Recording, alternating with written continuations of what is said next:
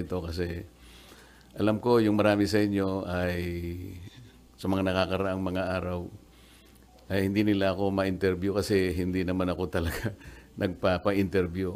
Ngunit naisip ko na parang yung narrative hindi masyadong nagiging maganda. Gusto ko linawin ang maraming bagay na may kinalaman nga dun sa very short-lived na pangunguna ko sa Blue Ribbon Committee. Halos 3 investigations lang yung ating natapos at nagkaroon na nga ng development at yun naman ay alam na ninyo.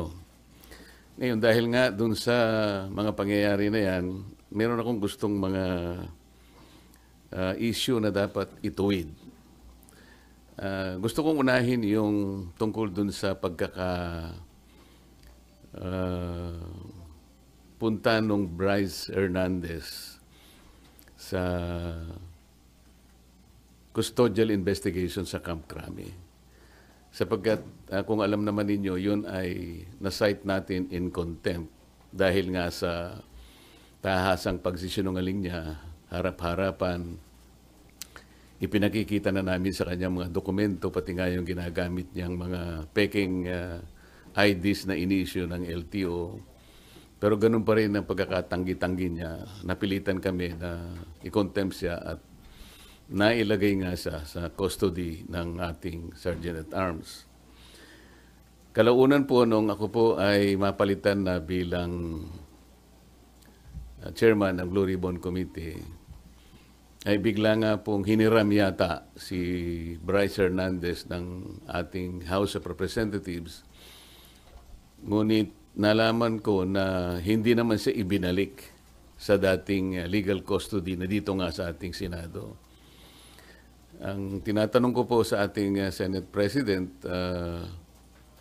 naging kondisyon naman ang pagpapahiram niya yung madalian at ligtas na pagbabalik kay Bryce Hernandez pagkatapos ng hearing. So tinatanong ko lang naman po siya, bakit naman nanatili siya sa custodial center ng Camp Crame?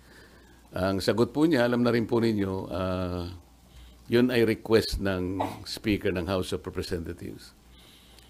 Na sa tingin po namin ay hindi naman yata tama sapagkat ang legal custody nga ay sa Senate. Ang sabi ko ay mukhang may sablay doon sapagkat muna yung kondisyon na ibinigay mo hindi tinupad. Pangalawa, kapag yun ay pinanatili mo sa Quezon City, sangayon na rin sa kanyang declaration, natatakot siya na pag ibinalik siya sa Senado, manganganib ang buhay niya. Parang binibigyan natin ng credence. Parang pinaniwalaan natin siya. Sa mga tweet, pagka siya'y nagsasalita rito sa Senado, parang hindi siya pinaniniwalaan. Pag nagsalita siya sa House of Representatives, tiwalang-tiwala ng kanyang sinasabi, puro totoo. Samantalang, puro kasinungalingan din naman ang kanyang sinabi. At nung kami magkaroon nga ng konting huddle nung bumaba siya sa session hall, sinabi ko sa kanya, Mr. President, dapat naman sana nakonsulta mo naman ako kung siya ay tuluyan mong ilalagak sa pangangalaga ng custodial center ng Quezon City. Bakit ko naman gagawin? Sabi niya, ako naman ang Senate President. Nakalimutan po niya na meron po tayong tuntunin sa Blue Ribbon Committee. Ito po ay nasa Article 6, Section 6, Paragraph C ng rules ng Blue Ribbon Committee. Kailangan po malaman ninyo. Ang sinasabi po ron, yung witness na cited in contempt may be ordered to be detained in such a place as may be designated by the committee alone. Meron pong option doon or with the concurrence of the Senate President. Sa mga tweet, yun lamang designated place by the committee alone, sapat na yun Kaya ko sinabi, dapat kinonsulta mo ko. Kaya lang, sabi niya, napalitan ka na Bakit pa kita kukonsultahin? Hindi po Nung kinumit niya sa Quezon City Custodial Center, na-monitor ko sa bilyonaryo at sa ibang mga pahayagan, Inquirer, mga 2:15 1:30 to 2:15 p.m. ang nakalagay sa mga dyaryo. For the record, nung ako po ay napalitan is about 5:24 in the afternoon. So ako pa rin ang chairman. So gusto ko lang linawin 'yon. Ang pangalawa po rito ay yung aking sulat sa DOJ na bilang nananatiling chairman noon ng ating Blue Ribbon Committee, nirekomenda ko po na siya ay makapag-apply sa Witness Protection Program. Sangayon po sa Republic Act 6981.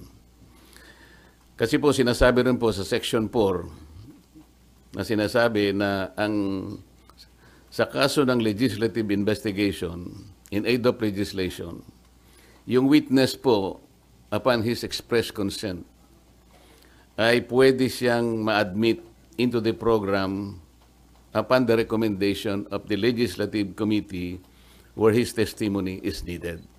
So yun po yung aking ginawa. Ibig sabihin, lahat po ng aking ginawa na aksyon ay naaayon naman sa batas na umiiral. Provided that the recommendation is approved by the Senate President. Hindi nga po niya inapprove, kaya po yun ang tinanong ko sa kanya noong September 9 na po yata yun na nagkaroon kami ng session. O September 10 na po yata yun. Ang sabi niya, kaya hindi niya inapprove, nabasa niya yung sinabi ng SOJ na kinakailangan ng mga diskaya. Ibalik nila yung kanilang nakuhang hindi kanila. Yun ang magiging policy ng DOJ para sa ganon ay ma-approve yung kanyang aplikasyon under the WPP. Nagtaka nga po ako kung bakit ganon ang sinabi ng ating SOJ sapagkat linggo, isang araw bago pasimulan natin yung pangatlong investigation, nagkausap po kami. Pati yung kanyang deputy undersecretary, ang pangalan ay Jojo Cadiz. Nakausap ko yun ng mga ilang araw, siguro Biyernes hanggang Sabado. Sinasabi ko sa kanya yung maaaring merong lumabas sa mga contractors na kasangkot dito sa aming pag-iimbestiga sapagkat nagpapadala sila ng feelers na maaaring may magsabi and they will come into the open. So I was looking at the possibility of granting them provisional immunity.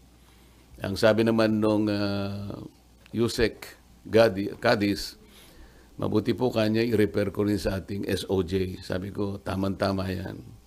Hanggang sa araw nga ng linggo, nagkausap kami personal. At tahasan niyang sinabi sa akin, pwede yan, sabi niya sa akin. Alam niyo naman, si Secretary Boying Rimulya, matalikong kaibigan yan, matagal kami nagsama sa House of Representatives. So pinanghawakan ko yung kanyang sinabi sa akin.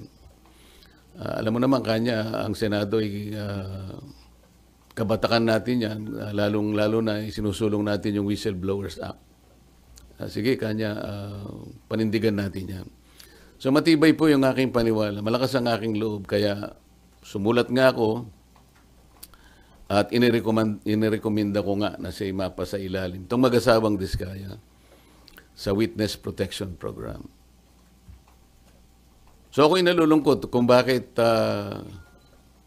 ginawa yon. Nagpahayag ng gano'n ang ating Secretary of the Department of Justice. At yun naman ang ginawang basihan ng ating Senate President na hindi nga niya pwedeng pirmahan yung aking sulat. Alam po ninyo, sa tamang pagkakataon, I'm going to confront the Secretary of Justice kung bakit niya sinabi yun. Sapagkat malinaw naman po sa batas. Kung titingnan po ninyo yung Section 3, isama na po ninyo yung Section 10 ng Republic Act 6981. Maliwanag po doon kung ano-ano ang mga requirements na kakailanganin para mapasa ilalim ng Witness Protection Program ang isang witness na nag-a-apply. Hindi po kasama doon yung restitution na kanyang binabanggit na magbabalik ka pa ng kung ano-ano sa gobyerno. Unang-una po, nasa pag-iimbestiga pa lang po tayo . kanino kukunin at paano i-determine yung halaga na ibabalik ng mga diskaya kung sakasakali.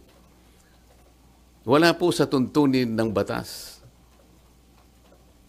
Ang ilan po sa mga requirements kung bakit ka magko-qualify sa witness protection. Yun pong offense na kung saan kakailanganin ng testimony is a grave felony. Ito po kasi ay naharap nila dito kung sakasakali ay plunder. So grave po yun eh. Yung testimony po ay substantially corroborated in its material points. Sinasabi ng mga diskaya, meron po kaming dokumento eh. Dapat sana tuntunin nila. Meron po kaming mga ledger. Hindi naman nila inahanap kung nasa ng mga ledgers. Dapat yun ang tanongin nila sa mga diskaya. Ang miyembro niya, siya o ang miyembro ng pamilya up to the second civil degree by consanguinity or affinity ay nasa threats, tinatakot. Maaari silang mamatay. Maaari silang puwersahin, takutin. Ito po yung mga requirements lang eh. At hindi siya law enforcement. Sa Section 10, sinasabi rin, ang walang ibang direct evidence na maglilink sa mga iba. Kung kakailanganin mo ang kanyang testimony, isa sa requirement yun eh. Na sila they are not the most guilty. At hindi pa sila na-convict ng krimen involving moral turpitude. So makikita po ninyo rito, yung restitution na sinasabi ng Secretary of Justice, na yun naman ang pinagbasihan ng Senate President, hindi po kasama sa requirements para lang ikaw ay makapag-apply under the Witness Protection Program. Bakit po bumaligtad ang Secretary of Justice? Ngayon po sinasabi ni Senate President, nagmamadali daw po ako na mabigyan sila ng Witness Protection Program. Yun po yung sinasabi ng batas eh. Pag hiningi nila with their consent, sapagkat nanganganib ang buhay niya, hindi ka magmamadali. Ilalagay ko po ba sa kamay ko ang kaligtasan ng mag-asawa na yun? Sila po ay nagkusa, gumawa ng salaysay. At kung malalagay ang kanilang buhay sa alanganin, sa peligro, sa kamatayan, hindi ko hihintayin na dumating yun. Gagawin ko yung katungkulan ko sa ilalim ng batas. Kung sinasabi nila nagmamadali ako, maaaring nagmamadali ako sapagkat yun ang kailangan para sila'y mailigtas. Sir, kaya nyo ba siya ini-apply sa Witness Protection Program? Sa tingin nyo ba, nagsasabi ng totoo yung mag-asawang Diskaya? Kasi may mga observation na parang selective ang kanya lang pinangalanan yung samantalang year 2016 pa, as early as 2016, nag-DDPWH projects na sila. Pero parang wala siyang pinangalanan doon sa... Yung tanong mo kung pinaniwalaan ko, sinabi. Kaya that's beside the point eh. It's not for me to render judgment doon sa kanyang sworn statement. Yun ang kanyang sworn statement. At sinabi niya roon na nanganganib po yung buhay ko namin dahil sa lumabas po kami na ganito. At bukod doon, bago siya gumawa ng isang sworn statement, minabuti ko para masiguro ko na talagang voluntaryo ang kanyang gagawin. Sabi ko sa emissary niya, pasulatin mo sa akin kahit na handwritten note na talagang voluntaryo niyang gagawin at kung bakit niya gagawin yon. Nasatisfy ako doon sa kanyang sulat. Kaya sabi ko, sige, sabihin niyo sa kanila, gumawa sila ng sworn statement. Hindi para sa akin na i-judge yung sworn statement. Ito will form part of the proceedings na pagdating ng araw, ito ay gagamitin po ng korte. Mahaba pong proseso ito eh. The Senate President already rendered judgment doon sa sworn statement. Dapat hindi po ganun eh. Wala po kaming karapatan husgahan ang sworn statement ng isang taong gustong magpahayag ng kanilang saloobin. May kinalaman sa pag-iimbestiga nito. Pero sir, yung decision nyo na gawin siyang